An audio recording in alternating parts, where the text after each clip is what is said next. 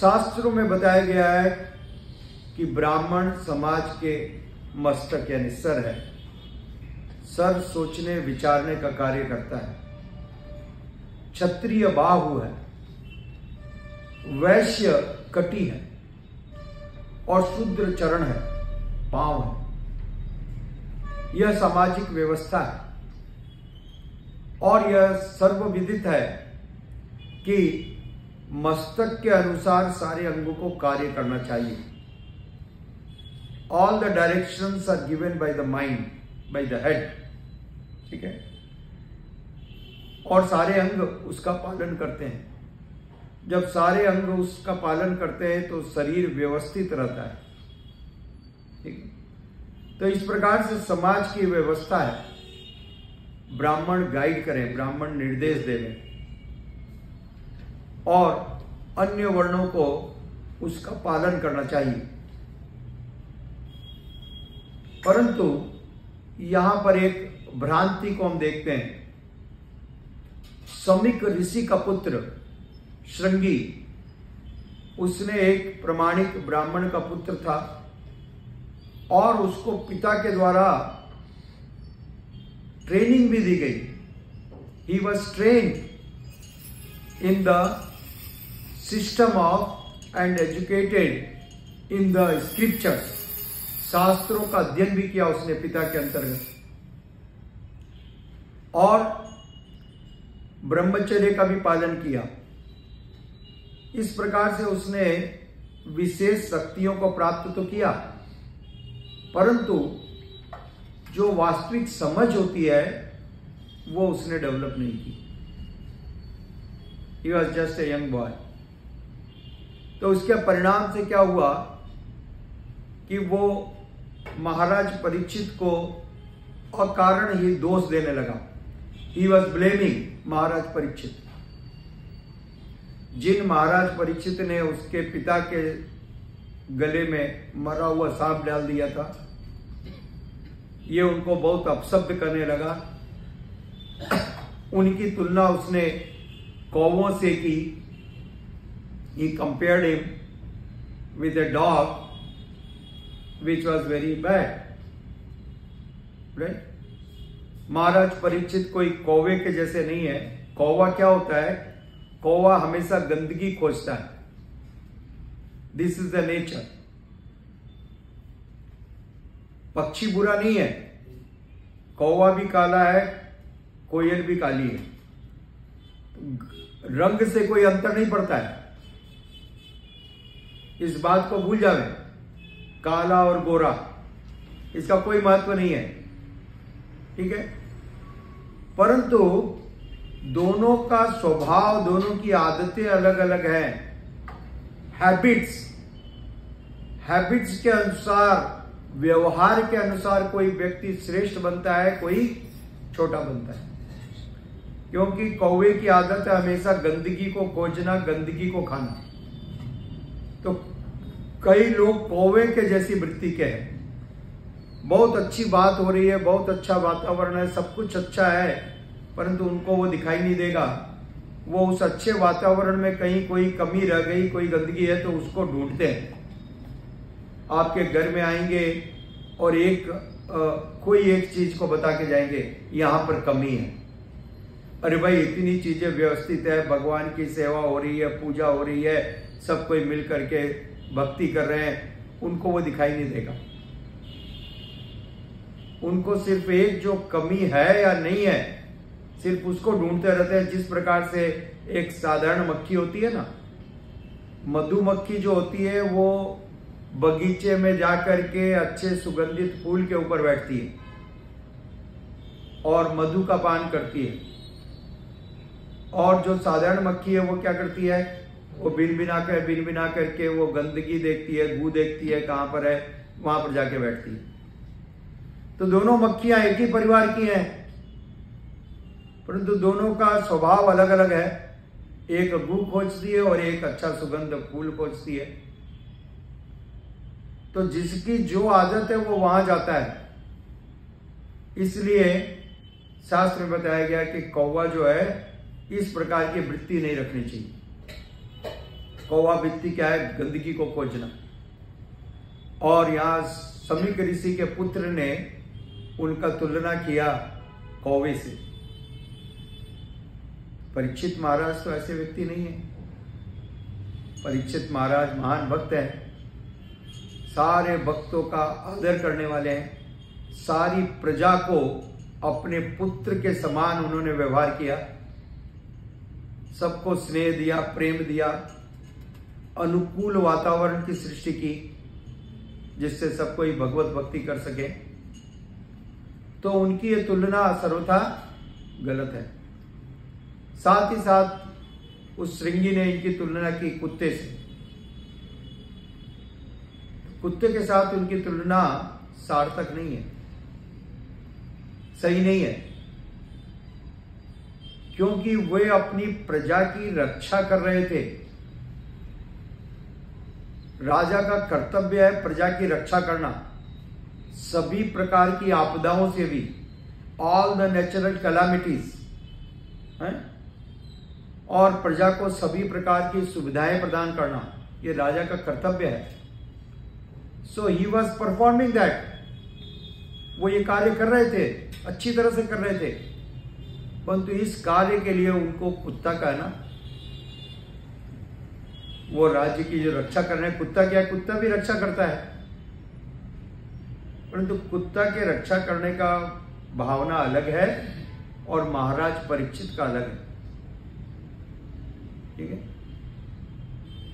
महाराज परीक्षित सबके आध्यात्मिक विकास का भी ध्यान रख रहे थे, स्पिरिचुअल अपलिफ्टमेंट, आध्यात्मिक प्रगति,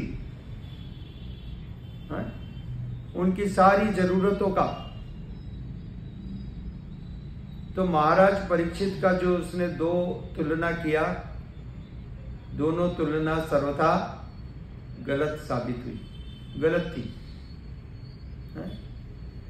ये अहंकार से प्रेरित था। वो श्रृंगी, उसको झूठ मूठ का गर्व था, मैं ब्राह्मण का पुत्र हूं। ब्राह्मण का पुत्र तो था, उसने ज्ञान भी प्राप्त किया था, परंतु उस ज्ञान का सही उपयोग नहीं जानता था, अहंकार में भरा हुआ था। और यहीं से कलयुग में ब्राह्मणों की दुर्गति प्रारंभ हुई, क्योंकि भगवान श्री कृष्ण भगवद गीता में कहते हैं, चतुर्वर्ण मया सृष्टम गुण कर्म विभाग स। मैंने ये 4 आश्रम बनाए हैं गुण और कर्म के आधार पर, जन्म के आधार पर नहीं कहा।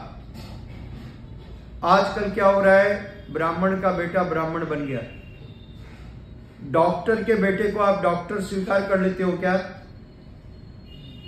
नहीं भाई, आप डॉक्टर के बेटे हो, आपका डॉक्टर बनने का चांस बहुत ज्यादा है, आपने पिता से बहुत ज्ञान प्राप्त किया है, अच्छी बात है, परंतु जाओ पढ़ करके डॉक्टरी पास करो, प्रैक्टिस करो, फिर आओ दवा दो, हम लेंगे। यही है ना? नहीं तो कोई भी उसके द्वारा लिखी हुई दवा को लेने के लिए तैयार नहीं होगा। ठीक उसी प्रकार से ब्राह्मण एक ज्ञान है, ब्राह्मण एक परिवार नहीं है, ब्राह्मण एक ज्ञान है। ब्रह्म बीजानाति इति ब्राह्मण, जो ब्रह्म तत्व का ज्ञान रखता है वो ब्राह्मण है। तो पुत्र को भी ये ज्ञान प्राप्त करना पड़ेगा, पुत्र को भी ये ज्ञान प्राप्त करना पड़ेगा। और ज्ञान प्राप्त जैसे मेडिकल साइंस में होता है, डॉक्टर को क्या करना पड़ता है? 5 साल में उसने डिग्री ली, 2 साल प्रैक्टिस, 2 साल प्रैक्टिस, तब जाके उसको अधिकार मिलता है कि बाहर जाके आप दवा दे सको। तो ज्ञान भी कर्म भी, दोनों बातें। कौन कौन सी? ज्ञान और कर्म। ब्रह्म का ज्ञान भी होना और ब्राह्मण के अनुरूप कर्म भी होना।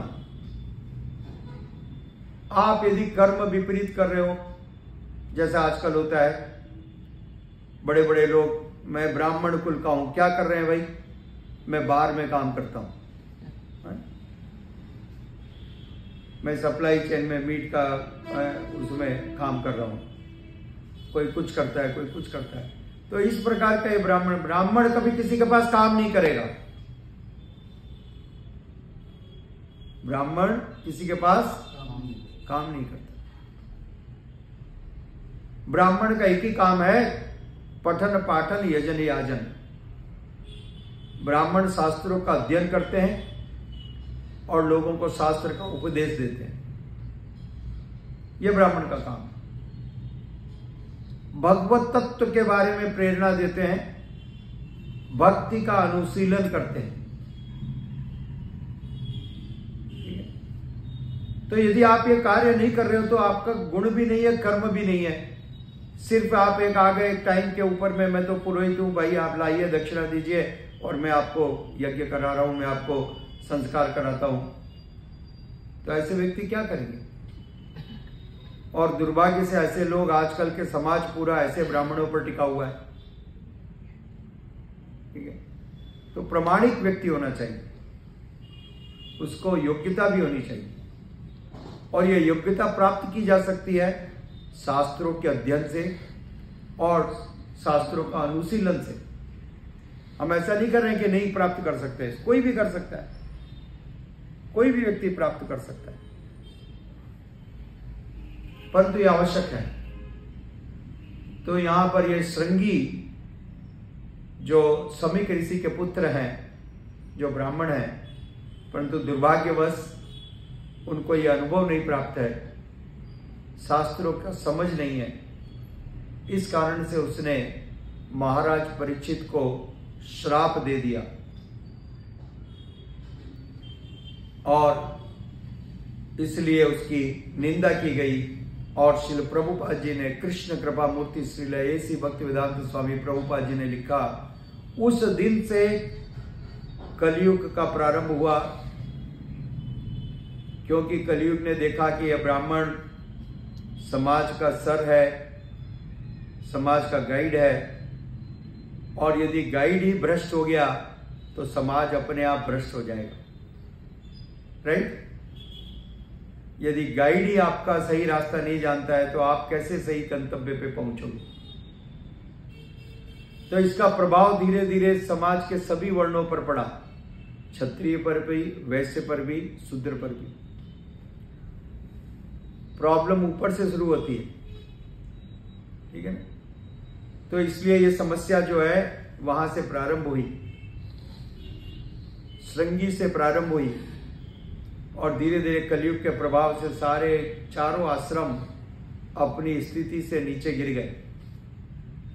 क्योंकि वास्तविक रूप से सारे वर्ण और आश्रम का एक ही प्रयोजन है, जैसा मैंने श्रीमद् भागवतम के चर्चा में बताया, पहले स्कंद के दूसरे अध्याय के 13वें श्लोक में, संसिद्धि हरितोषणम। क्या बताया गया? संसिद्धि हरितोषणम। कोई भी वर्ण हो, कोई भी आश्रम हो, आप शूद्र हो, चंडाल हो, मनुष्य हो, पशु हो, पक्षी हो, जीवन का प्रयोजन एक ही है, भगवान हरि को संतुष्ट करना, बस। यदि आप भगवान हरि को संतुष्ट कर रहे हो, एक हाउसवाइफ हो, तो आपकी मैं पूजा करने के लिए तैयार हूं, करना चाहिए। आप एक रिक्शा चलाने वाले हो, रिक्शा चलाने वाले हो, परंतु भगवान की भक्ति करते हैं, घर जाके पूजा करते हैं, भगवान के नाम का जप करते हैं, भगवान को भोग लगा के प्रसाद खाते हैं, तो आपकी पूजा करनी चाहिए, भले ही रिक्शा चलाने वाले हो, भले ही प्रभु जी बड़े सेठ जी हैं, कोई फर्क नहीं पड़ता है। भगवान चैतन्य महाप्रभु ने कहा, उनकी पूजा करके उनसे निर्देश प्राप्त करो, उनसे उपदेश लो, क्योंकि वे भगवान की भक्ति कर रहे हैं, और जो भक्ति कर रहा है वो श्रेष्ठ है। ठीक है? यह है शास्त्र। ये बाकी बातों में कुछ नहीं रखा है, मैं बड़ा हूं, मैं छोटा हूं, मेरा कुल बहान है। तो भगवान चैतन्य महाप्रभु ने बताया, मुची है, सूची है, जे हरि त्यजे, सूची है मुची है, मुची है सूची है, जय हरि भजे।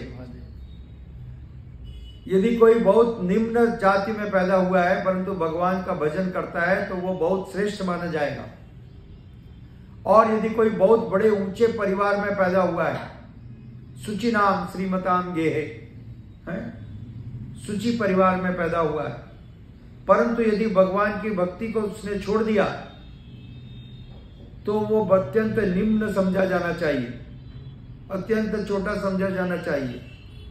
तो छोटा और बड़ा भक्ति के प्रभाव से बनते हैं, धन के प्रभाव से नहीं कि आपके पास बड़ा बैलेंस है तो आप बड़े आदमी हो गए, समझ गए? धन के आधार पर नहीं। कलयुग में क्या है, धन के आधार पर लोग डिसाइड करते हैं बड़ा आदमी है, गाड़ी को देख के डिसाइड करते हैं कैसा बड़ा आदमी, मोबाइल को देखते हैं बड़ा आदमी। तो इनसे कोई व्यक्ति बड़ा नहीं बनता है, महान नहीं बनता है। व्यक्ति महान बनता है उसके आचरण से। चाणक्य पंडित को बड़ा बताया गया शास्त्र में, सबने नाम सुना है ना, कौटिल्य। क्या था उनके पास में? एक धोती थी, एक धोती और गले में एक जनेऊ, ठीक है, बाकी और कुछ नहीं, सिंपल जीवन। परंतु इतना बड़ा राजा चंद्रगुप्त मौर्य, बड़े बड़े राजा साष्टांग दंडवत प्रणाम करते थे। आज भी कोई भी उनका नाम सुन ले तो हाथ जोड़ करके प्रणाम जरूर करेगा, झुकेगा उनके सामने, उनकी मूर्ति के सामने सब कोई झुकेंगे, क्योंकि योग्य है। क्यों है ये? योग्य है, ऐसे गुण है। गुण के कारण, धन के कारण नहीं। देखिए, धन के कारण कोई नहीं झुकता है। बड़ा से बड़ा धनवान बिल गेट्स आ जावे, वॉरेन बफेट आ जावे, तो आप ज्यादा से ज्यादा खड़े होकर के हाथ मिलाने जाओगे, ठीक है। परंतु एक महान भक्त आ जावे, आचार्य आ जावे, तो आप क्या करोगे? हाथ मिलाने जाओगे? तुरंत उठ करके चरणों में प्रणाम करोगे। समझ आ रहा है? बड़ा से बड़ा प्रधानमंत्री भी प्रणाम करता है, हाथ मिलाने नहीं जाता है। समझ में आई बात? तो दिस इज डिफरेंस। जो भक्त हैं वो पूजनीय हैं, उनसे हम प्रेरणा प्राप्त कर सकते हैं। उस प्रेरणा से हमारा जीवन पवित्र होगा, और जब हमारा जीवन पवित्र हो जाएगा तो हमारा जीवन सफल और धन्य होगा। इसलिए इन निर्देशों को समझने की आवश्यकता है। धीरे धीरे इस गलती के कारण सारा मनुष्य समाज का पतन हो गया। अब खाली लोग बाहरी आवरण को लेकर पकड़ के बैठ गए। बाहरी आवरण से क्या लाभ? उसके सार को समझना पड़ेगा। शास्त्र सार है भगवत भक्ति, सार है भगवत भक्ति। रावण और विभीषण दोनों एक ही परिवार के हैं, एक बाप की औलाद है, मां भी एक ही थी। दोनों की मां क्या किसी है? एक पिता, एक माता, एक देश, राइट? एक परिवार, एक कुल। फिर क्या दोनों समान समझे जाते हैं? नहीं। एक को आप निंदा करते हो, एक की आप पूजा करते हो, राइट? क्योंकि दोनों का व्यवहार अलग अलग है, गुण अलग अलग है। गुणों को देखना चाहिए, जन्म को मत देखिए, गुणों को देखिए। ये जन्मगत, इसलिए यह जातिवाद वैदिक साहित्य में, सनातन धर्म में कहीं नहीं था, कहीं नहीं है। ये सारा का सारा दुष्प्रचार ये मुगलों ने और ब्रिटिश लोगों ने किया। जब वो लोग भारत देश में आए तो उनको अपनी दुकान चलाने के लिए उन्होंने देखा इस भारत देश को, वैदिक संस्कृति को बांट दो, धर्म के आधार पर, जाति के आधार पर बांट दो, टुकड़े टुकड़े कर दो, और जब ये टुकड़े टुकड़े हो जाएंगे तो हम आराम से इनके ऊपर शासन कर पाएंगे। अन्यथा इसका कहीं उल्लेख ही नहीं है। कहां पर इसका उल्लेख है?